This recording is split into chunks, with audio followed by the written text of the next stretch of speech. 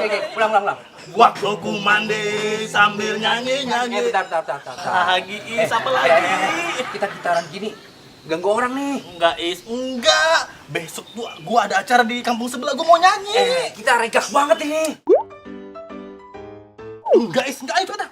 Lu tanggung jawab ya. Iya, gue yang tanggung jawab. Bener loh. Iya. Oke. 3, 2, 1. Waktu ku mandi sambil nyanyi lagu gak karuan malah kayak ke kampungan. Lagi asik kan? Lagi asik kan? Ini berisik amat, gak tahu nih sakit gigi. Kepala saya sampai pusing ini. Jadi yang bener sakit perut apa sakit kepala? Ya dua-duanya. Pusing itu.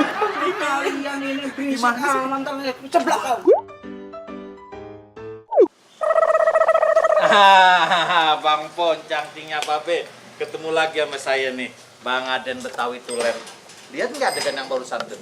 Tuh, anak muda yang lagi nurutin egonya tuh, yang luar biasa banget dah ya. Sama tetangga sebelah tuh kayak pikirin tuh, giginya lagi nyerang-nyerang, kepalanya lagi puyang. Nah, saya yakin nih, Abang Pon, cangcingnya Babe dari kata-kata barusan tuh, yang pertama regak, yang kedua seblak, ada yang udah tahu, ada yang belum nih. Nah, Bang Aden mau kasih tahu nih, kalau yang namanya regak nih berisik banget dah, kagak keruanan.